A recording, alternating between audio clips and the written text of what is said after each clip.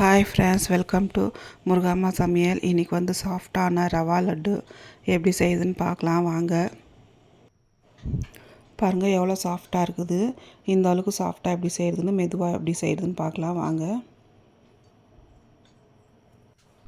இப்போ அதுக்கு ஒரு கடாய் வச்சுக்கின்னு நெய் ஒரு 2 ஸ்பூன் உப்பு போட்டுக்கலாம். இப்போ முந்திரி திராட்சை போட்டுக்கலாம். முந்திரி திராட்சை வந்து ஒரு கொஞ்சம் நல்லா கலர் வர வரைக்கும் நல்லா வறுத்துக்கலாம். நல்லா கொஞ்சம் ப்ரௌனாக வர வரைக்கும் நல்லா வறுத்துக்கலாம் நெய்யில். இப்போ ரவை, இந்த கப்பில் ஒரு கப் ரவா எடுத்துருக்குறேன். இதே கப்பில் தான் நம்ம சர்க்கரையை அளவு எடுத்துக்கணும். ஒரு கப் ரவா, ஒரு கப் சர்க்கரை. இப்போ நல்லா இது ரவா நல்லா வறுத்துக்கலாம்.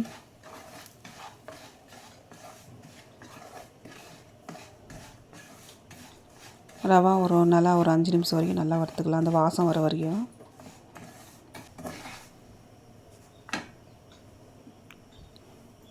இப்போ சர்க்கரை போட்டுக்கலாம். அதே கப்பில் தான் சர்க்கரை ஒரு கப்பு நான் மிக்ஸி ஜாரில் போட்டு நல்லா மிக்ஸி ஜாரில் போட்டு பொடி பண்ணி வச்சுக்கிறேன். அது கூட ஒரு 3 ஏலக்காவும் சர்க்கரையிலே போட்டு பொடி பண்ணினுக்கிறேன். இதை நல்லா போட்டு நல்லா மிக்ஸ் பண்ணிக்கலாம். இன்னும் ஒரு ஸ்பூன் நெய் கூட போட்டுக்கலாம்.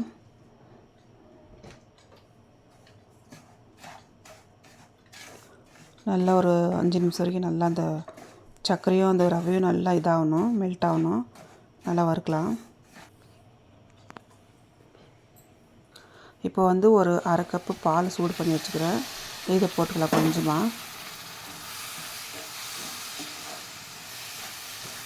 கொஞ்சமாக பால் போட்டோடனே நல்லா மெல்ட் ஆகிடுச்சு பாருங்கள். கொஞ்ச நேரம் அப்படியே கிளறினே இருக்கலாம்.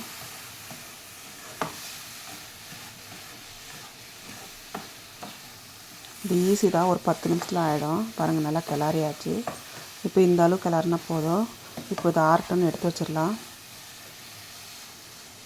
இப்போ இது ரெடி. ஸ்டவ் ஆஃப் பண்ணிட்டு ஒரு 5 நிமிஷம் அப்படியே விட்டுடலாம் ஆறத்துக்கு. ஆறின பிறகு உண்டை பிடிச்சிக்கலாம். நல்லா ஆறிடுச்சு. இப்போ ஒன்றுனா ஒரு ரவா லட்டு பிடிச்சிக்கலாம்.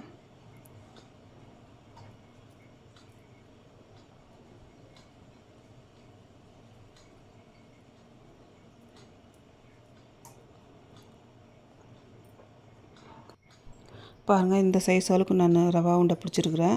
உங்களுக்கு எந்த சைஸ் வேணாலும் பிடிச்சிக்கலாம். இந்த ரவா வந்து கொஞ்சம் ட்ரை ஆச்சுன்னா இன்னும் கொஞ்சம் கூட பால் ஊற்றி நம்ம மிக்ஸ் பண்ணிட்டு மறுபடியும் நம்ம உண்டை பிடிச்சிக்கலாம். இப்போ இது ரெடி. எல்லாமே இதே மாதிரி உண்டை பிடிச்சிக்கலாம். இப்போ இதை நீங்களும் வீட்டில் ட்ரை பண்ணி பாருங்கள். அப்படியே என் சேனலை சப்ஸ்கிரைப் பண்ணுங்கள்.